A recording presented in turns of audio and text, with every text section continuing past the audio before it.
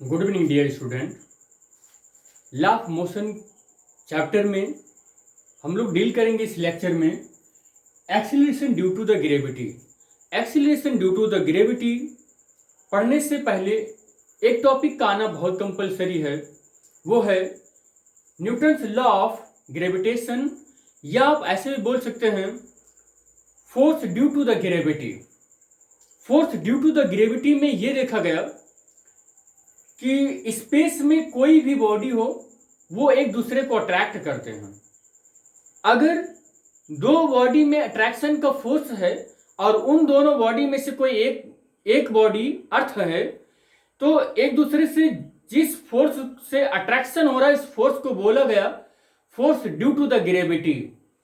Simple सी बात है कि एक बॉडी दूसरे बॉडी पर अगर कुछ फोर्स लगा रहा है और force due to the gravity की वजह से एक बॉडी दूसरे बॉडी की ओर खींची चली आ रही है, तो उसमें मोशन है और मोशन एक्सीलरेशन और वेलोसिटी को रिप्रेजेंट करता है।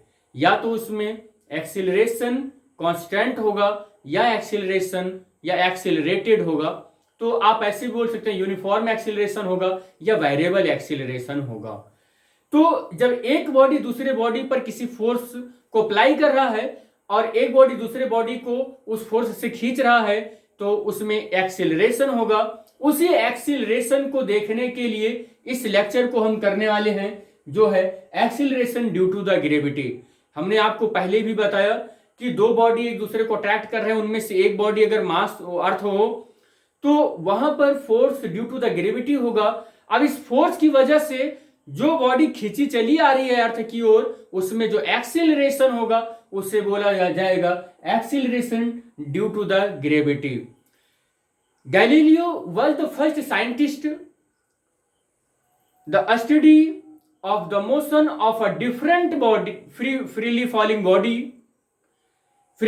body under the force of attraction of the earth। Galileo first ऐसे साइंटिस्ट थे जो डिफरेंट मास की बॉडी को उन्होंने free fall under the gravity, आप ऐसे भी बोल सकते हैं कि under the force of attraction of the earth.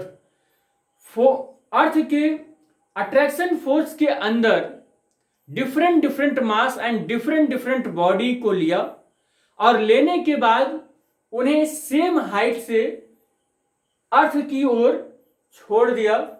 But उन्होंने जो ये प्रैक्टिकल किया था इन अ वैक्यूम किया था। Here vacuum means the absence of air. Suppose करते हैं this is the surface of earth. Galileo साहब ने जो प्रैक्टिकल किया था, उन्होंने क्या लिया, डिफरेंट मासेस ऑफ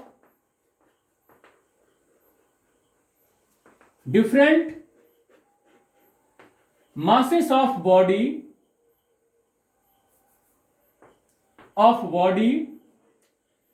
और भी एक कंडीशन यहां लिख सकते हैं, also different shape or size.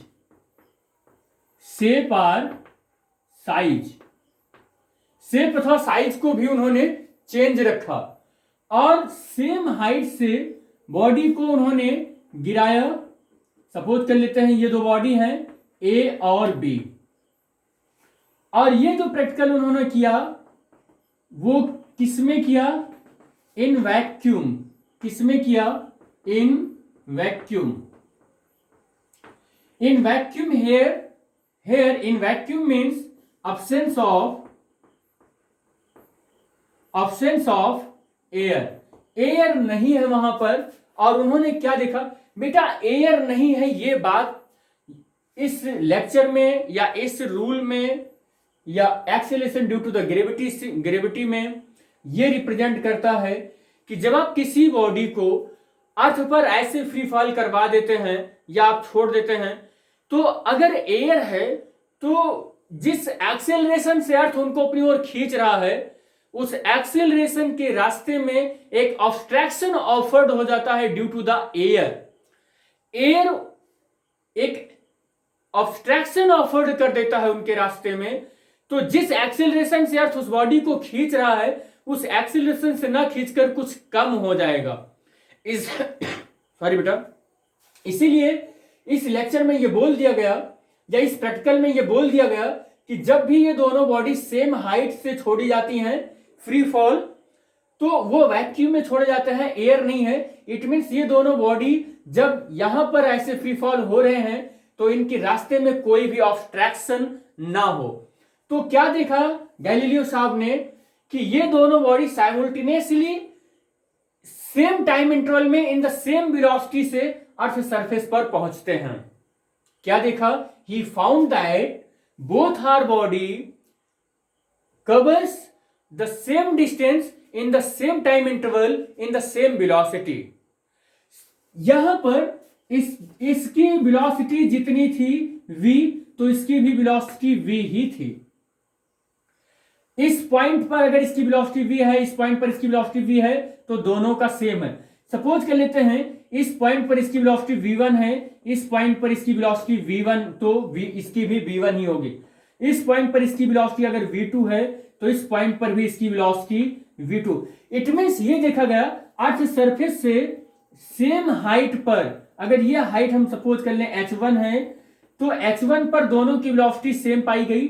h2 पर अगर हम देखें तो दोनों की वेलोसिटी सेम पाई गई। h3 पर दोनों की वेलोसिटी सेम पाया गया और h हाइट पर भी दोनों की वेलोसिटी सेम पाई गई। तो गैलीलियो साहब ने ऑब्जर्व किया कि वैक्यूम में दोनों बॉल को गिराते हैं तो हर एक पॉइंट पर दोनों की वेलोसिटी सेम होती है, जबकि उन्होंने अजम्पशन लिया था both are body in the different masses and the different shape or size. दोनों का शेप भी डिफरेंट है, साइज भी डिफरेंट है और डिफरेंट मास के भी हैं। तो भी देख रहे हैं कि दोनों की वेलोसिटी सेम है और हर एक जैसे अर्थ सरफेस से अगर ये h3 हाइट पर है तो h3 हाइट पर इसकी भी वेलोसिटी वही है जो इसकी वेलोसिटी है। अगर ये h2 हाइट है, ये h2 हाइट है, अगर इसकी वेलोसिटी v1 है तो इसकी भी v1। तो उन्होंने देखा कि सेम हाइट पर सेम वेलोसिटी गेन कर रहे हैं। He found that the same distance covers body in the same time interval with the same velocity। उन्होंने एक बहुत ही बारीक चीज यहां से कंक्लूजन में लिया। Galileo was found that the velocity of free falling body does not remains constant। The velocity of free falling body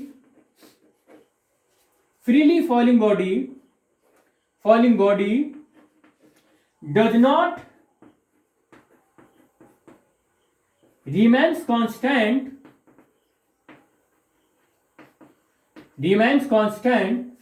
but it increases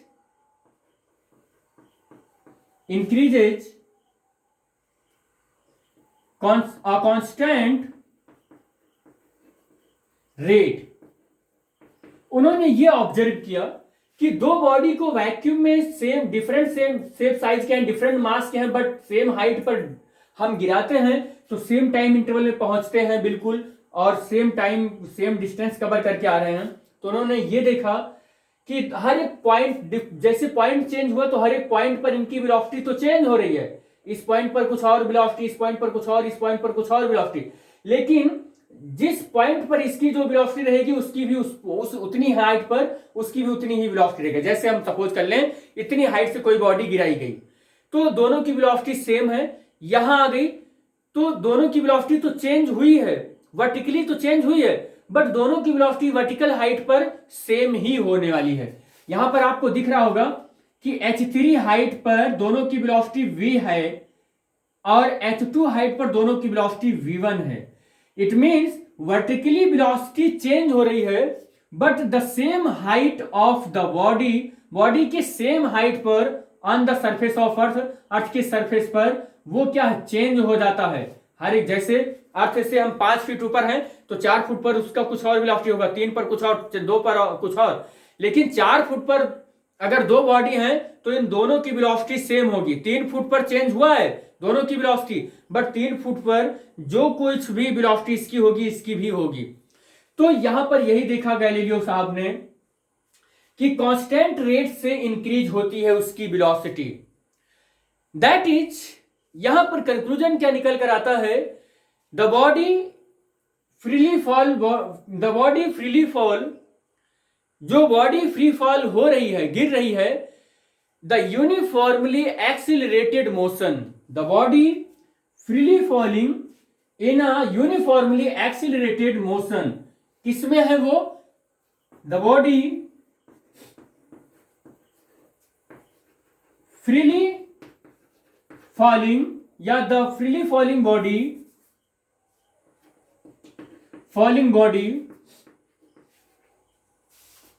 uniformly accelerated motion. वो कैसे है बेटा, फ्रीली फॉल तो है बट वो एक्सिलरेटेड मोशन में है।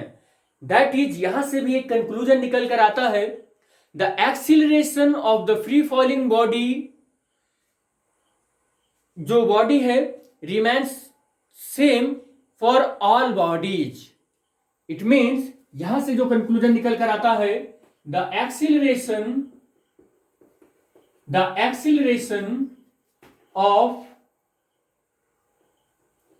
Freely falling body remains same for all bodies।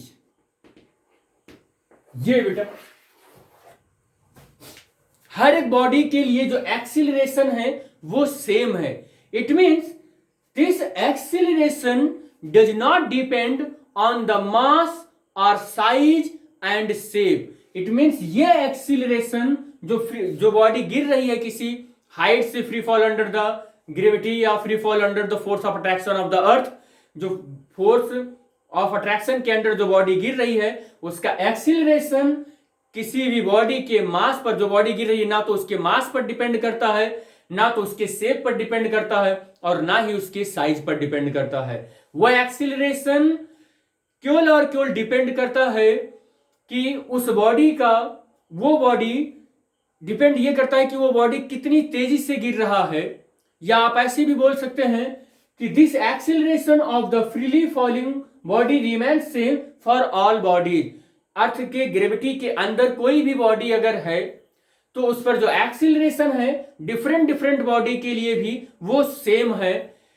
तो यहां से ये जो कंक्लूजन निकल कर आया, उसके बाद आप यहां से लिख सकते हैं कि ये एक्सेलरेशन किसी बॉडी के ना मास पर डिपेंड करेगा, ना ही शेप पर, और ना ही साइज पर। It means in the short term overall a conclusion, the rate at which the velocity of a freely falling body increases is called the acceleration due to the gravity.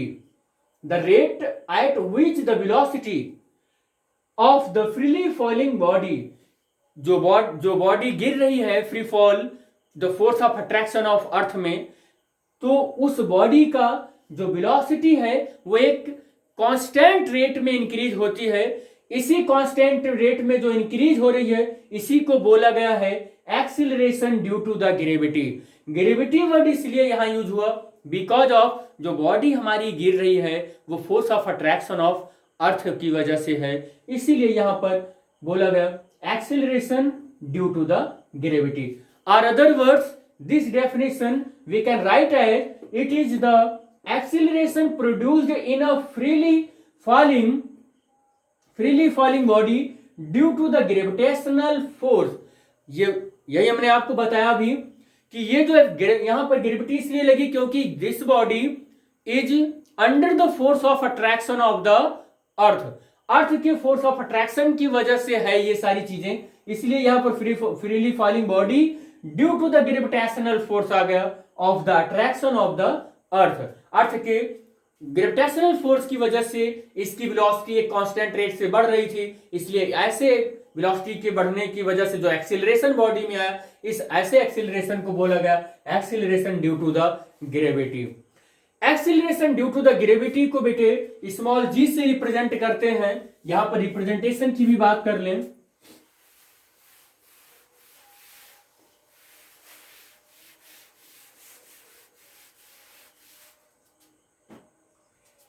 इसे small जी से represent करते हैं और इसकी value या numerically value 9.8 metre अपान second square होता है। यह एक अर्थ के सरफेस पर एवरेज वैल्यू है। ये एक अर्थ के सरफेस पर एवरेज वैल्यू है। यहां पर नोट पॉइंट में हमेशा याद रखिएगा, the value of g is change place to place on the surface of earth. Earth के सरफेस पर प्रत्येक अलग अलग जगह पर अलग अलग होती है। But the 9.8 metre per second square is the average value या average acceleration due to the gravity on the surface of earth. Earth के सरफेस पर ये होता है।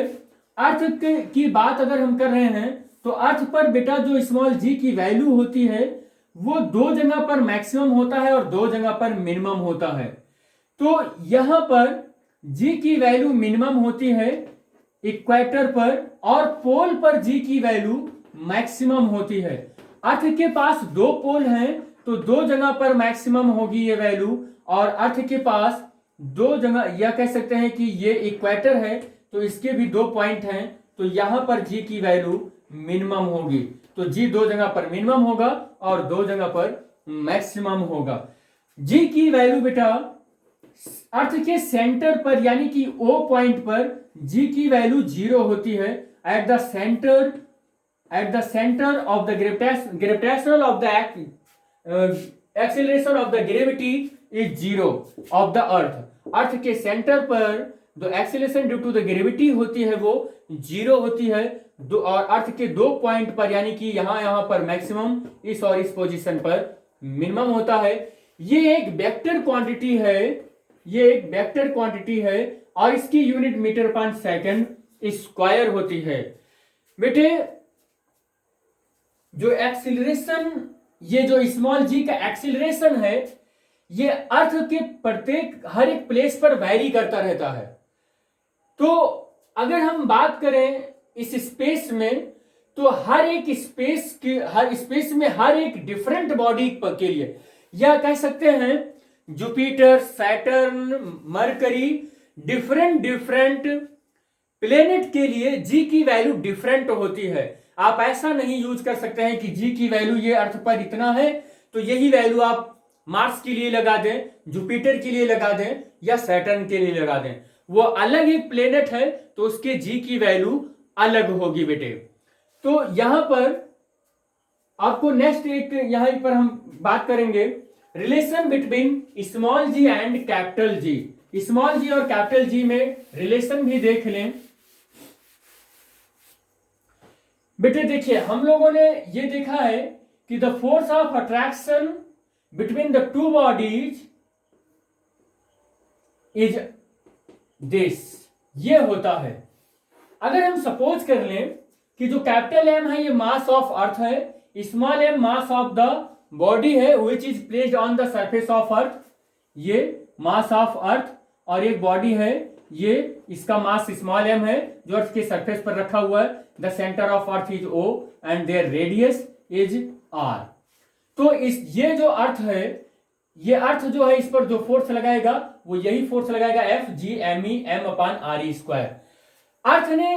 अर्थ ने इस पर जो फोर्स लगाया है ये इतना है, ये बॉडी भी इस पर उतना ही फोर्स लगाएगी लेकिन इसके वेट के बराबर, तो F equal to M G होगा। तो ये फोर्स भी इधर लगेगा एम जी, डायरेक्टेड डाउनवर्ड होगा, या ऐसे भी बोल सकते हैं vertically downwards towards the centre की ओर ये फोर्स लगेगा एम जी। यहां पर ये दोनों फोर्स एक दूसरे की इक्वल एंड अपोजिट हैं तो मैग्नीट्यूड तो हमें इक्वल ले लेना होगा। M small m upon R square equal to M G, small m से स्मॉल एम कैंसिल हो जाएगा, g equal to capital G M upon R square. Here this is the relation between small g and capital G. ये relation है small g और capital जी के बीच में। यहीं पर बेटे हम लोग स्मॉल जी की वैल्यू भी फाइंड आउट कर सकते हैं। जैसे जी की value 6.67 into 10 to the power -11 है m की वैल्यू बेटे हम सब लोग जानते हैं 6.10 टू दी पावर 24 है। This is the mass of earth, ये मास ऑफ अर्थ है।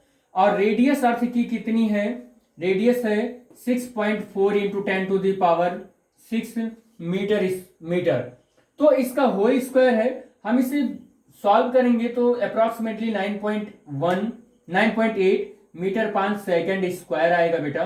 This is the acceleration due to the gravity. इसी एक्सेलरेशन से, एवरेज एक्सेलरेशन से अर्थ हर बॉडी को अपनी ओर अट्रैक्ट करता है बेटे।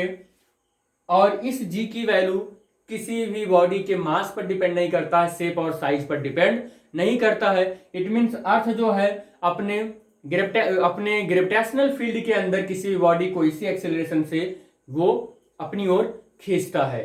तो वीडियो को पॉज करके नोट कर ले बेटा। थैंक यू बेटा।